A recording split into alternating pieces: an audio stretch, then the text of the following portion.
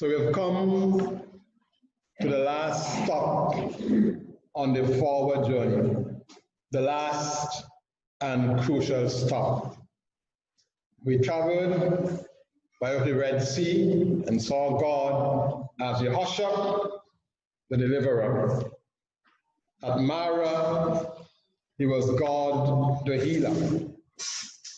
At Elim, God, our peace. When he gave water from the rock and the manna, God, our provider. Against Amalek, God, our banner. Last week, Golden Calf was a failure to recognize God as the one who is present. And today's passage is in fact a continuation of that failure to recognize the God who is present. They have come to Kadesh-Barnea. They are on the very border of the land. So close, they could go in and pick fruits and come back out. And yet, they refused as a community to go forward from Kadesh-Barnea. And we are to learn from the experience of Israel not to make the same mistakes that they made. So we begin, as we normally do, the challenge that they faced at Kadesh-Barnea. Number 7 and verse 28, there were giants in the land that was promised them.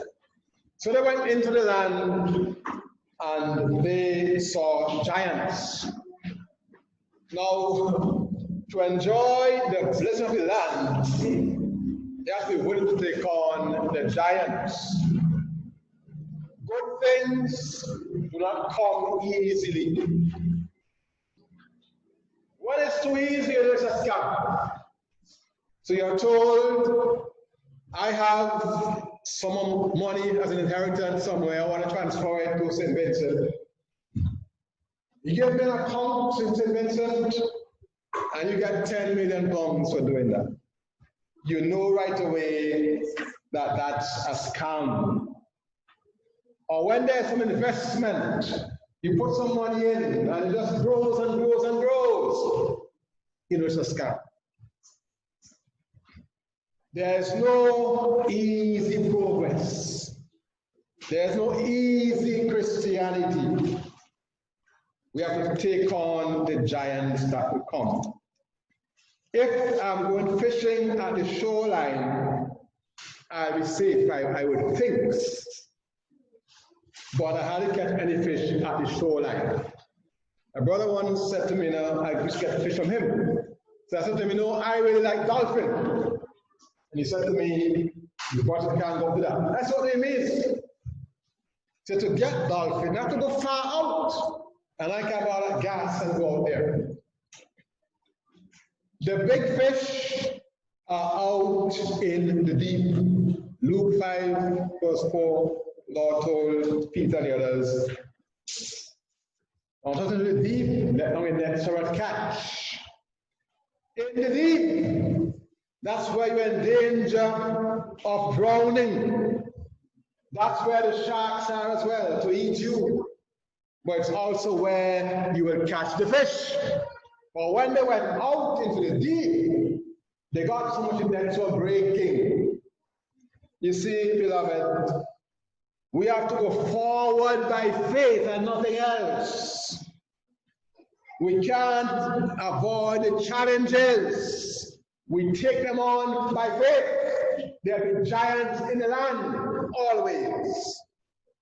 In 1 Corinthians 16, 9, Paul says, there is open to me a door, very effectual, and there are many adversaries. From the time you want to go forward, expect opposition, expect the giants. Once we are serving God and we are serious, it is not easy street. You try to save your life, try to protect yourself, you lose. When you let go and trust God, you find life. If we are to go forward the church, it will require for us to relate to people we don't normally relate to. Go to places we don't normally go to. That's what's going to work. If I just stay with what I'm used to, with what is nice for me, I'll get nowhere. It might look hard, like a giant, but that's how you enjoy the blessed land. The giants are in the land, and so are the fruits. You can't say, I want the fruits, and you don't want to take on the giants. So the challenge that they face at Kadesh-Barnea, giants in the land. What's their reaction? First of all, despair. Numbers 14 verse 1. They began to cry. As far as they were concerned, all hope was gone. They cried loudly. They cried for the whole night. There's a place, of course, for crying when we lose a loved one. Tears wept at Lazarus' grave. This is a different kind of crying. This is crying of despair, lack of faith. It's like we don't know what's going to happen. Despair. Secondly, there was anger. Verse 3. So why did he bring us out here to kill us? And how about wives and children taken captive? They lashed out at Moses, and by extension at God himself. You know, by now they have got good at this thing of complaining. Just go back to all that they were doing before. Once there's a problem, they complain, grumble against Moses. And listen, if you love to complain about things, keep complaining, it will be a first reaction when something happens. Because that's what you are used to. My father used to be a school teacher, and he spoke about habits. He said, take off the H, you have a bit. Take off the A, you have bit. Take off the B, you still have it. He stopped it, everybody for us. But the point is that these things are ingrained, and if you keep complaining, it's become a habit. When you face a problem, you're going to complain. Israel has the habit of complaining. You see, they fail to understand God. God didn't bring them out to kill them. He brought them out to bring them into the land. That was God's plan. But they're saying, you want to say to kill us. Listen, the devil wants us to believe that God wants to harm us, okay? God has no plans to wreck your life. We often believe, as young people in particular, that, that all the fun is out in the world, and God wants to mess us up and put us in a straitjacket. He has the plans to do that to you. When God gives you restrictions that are meant for your benefit, he wants the best for you. They didn't see it that way. He brought us out to kill us. They were angry. And then verse 4, Numbers 14, rebellion. They say, you know what? Get rid of Moses. We want a new captain. To do what?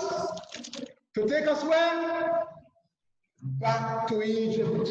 Now here are people on the edge of the land. They are right there. And they're saying, let us go back to Egypt. Beloved, the better life is never behind. It's always ahead.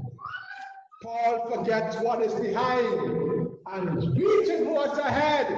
That's what the better life is. There's nothing to go back for. You understand what I'm saying? There's nothing to go back for. The God who brought them that far was not going to leave them now. You understand? He parted the Red Sea for them. He healed the waters of Mara. He fed them with manna. But what from a rock? When Amalek came, he delivered them. So why would God now leave them at that point? Do you understand?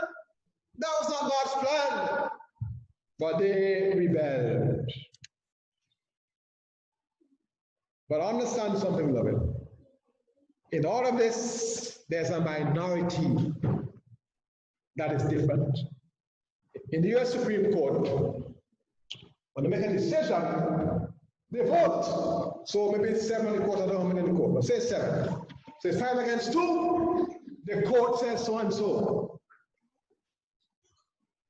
But there is a minority that has a different view, but it comes out what the majority says. In this case, there's a minority, Joshua and Caleb, and they brought a different report from the majority. They saw the value of the land. Verse 7 of Numbers 14. They said, this land is a very good land. Listen, God wants the very best for you and me. If you go and think, imagine what God has in store, First Corinthians 2 verse 9, I have not seen or heard. It hasn't come into man's heart what God has for those who love him. He says, call on me, in Jeremiah 33 verse 3. I'll answer and show you great mighty things you don't know. God has the best for us. Joshua and Caleb saw that. They said, listen, this land is good. There's a good land ahead for us to go into. They saw something else, verse 8. They saw God as the one to take them into the land. The other 10 spies saw the giants. Joshua and Caleb saw God, and that is the difference.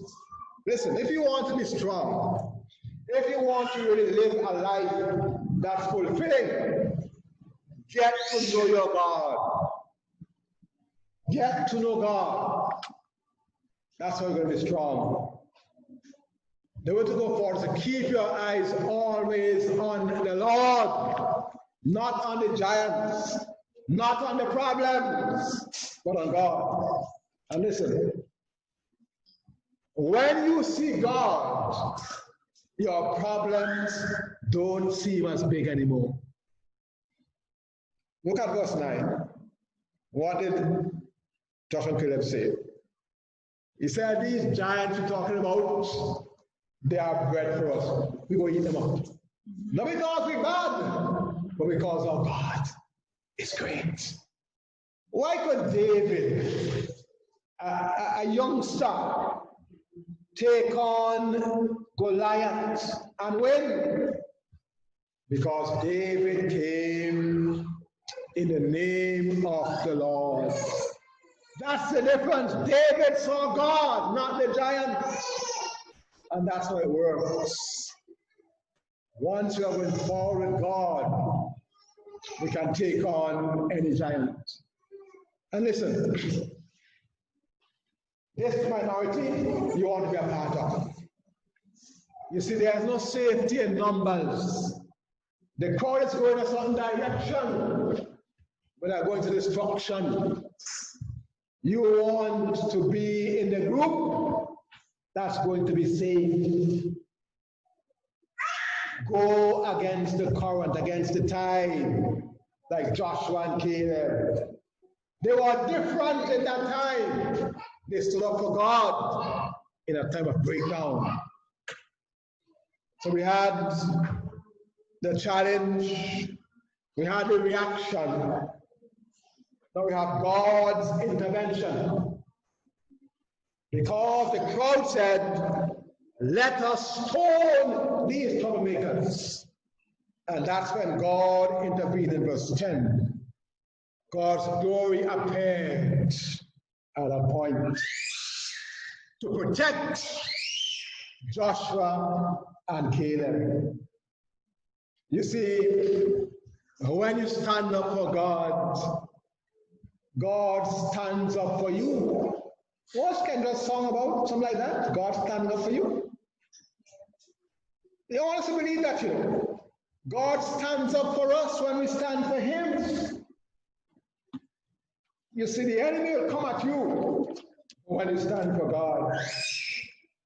But God will stand right there by your side. Jeremiah chapter 15, from verse 20 onwards. Jeremiah is told, "I'll make you, to these people, a fortified city, an iron pillar, a bronze wall. They will fight against you, but they will not prevail. I want you to deliver you, said the Lord." God will stand up for those who stand up for him. He intervened at that point when they were going to stone Joshua and Caleb. And then he pronounced a judgment from verse 20 of Numbers 14. He said, "All of you warriors who rebelled against me, you will not get into the land of Canaan.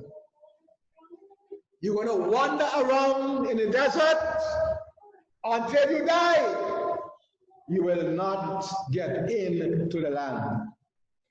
Unbelief always brings God's judgment.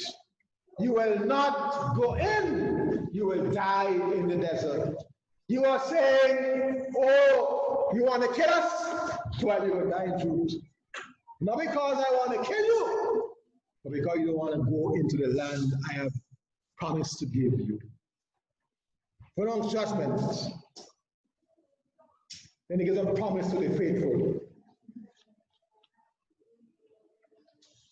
He said, "These two men, Joshua and Caleb, the two men who stood up for me, who brought a different report, these two alone of the warriors will go into the land of Canaan." Once you seek God diligently, he rewards you.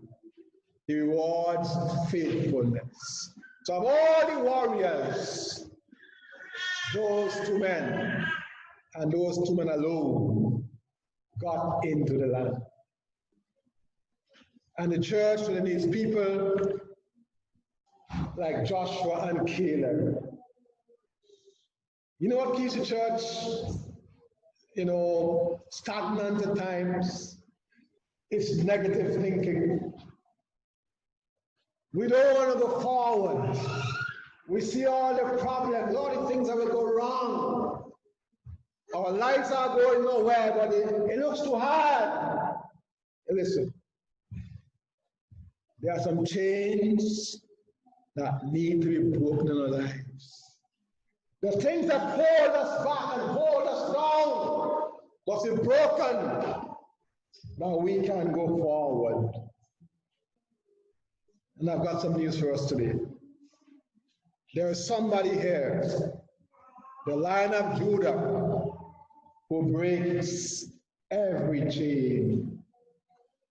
We got to be willing to trust him and allow him to work.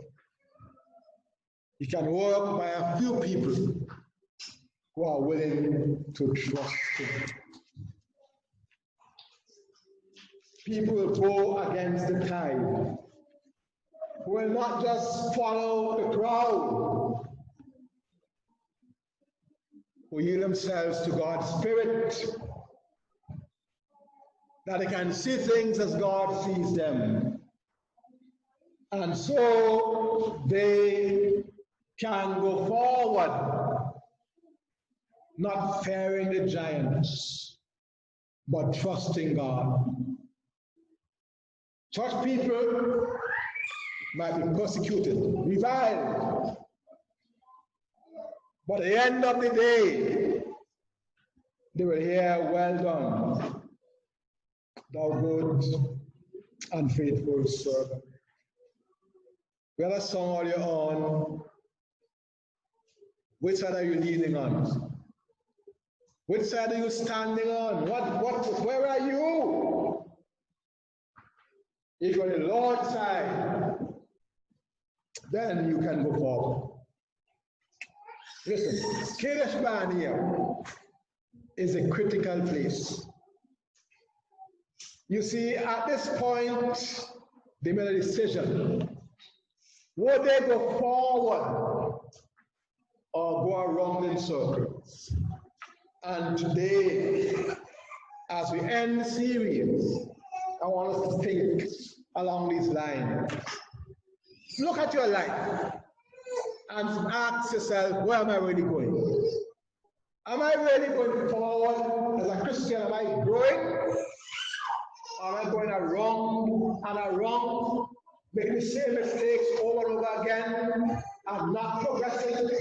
Am I seeing all the problems and saying I can't make it, so I settle for what I have? Joshua and Caleb saw the land. You know, the land was so good. Numbers 13, verse 23 or so. The man got grapes. Because it was so big, it took 2 of them to bring it on a stick. So the land was good. But they were saying, oh, the giants are there, and we can't go in. Today, I want to challenge us. Don't see the giants, but see God. You see, if you see giants, and you say, I can't do this, I can't go there, I can't deal with these people there, you will never go and get anywhere. You go round and round and round until you die, never going forward. God has so much in store for us, so many blessings, a life of quality. But to get that, you got to be willing to face the giants. If all you do is what is easy for you, like you're in schools, and all these things you get to kind of do them, you're not going to learn anything. You're not going anywhere. You're not being stretched. It's when the things seem hard and you got to make the effort and get help from somebody that you can grow. And so today I want to challenge us. You know what your giants are. The things that you see that seem so big. I want you to look at God, who is bigger than your giants, and trust that God. And from today you say, I am going forward. I don't want to wander around in circles anymore. I've been around too long and just wrong and wrong and wrong, merry-go-round. I want to go forward and enjoy the blessings that God has in store. I trust that today each of us will examine ourselves and decide in our hearts that from today, whatever the cost, we want to go forward. For the only life that makes sense, the only life that will bring blessing and fulfillment is a life of moving forward, not going around in circles. May God help us each today to say from our hearts, God, with your help, by your strength, I will go forward from today into the land you have promised me, to enjoy everything you have in store for me, God, that my life can glorify you and bring blessing to others. May it be so, for his name's sake.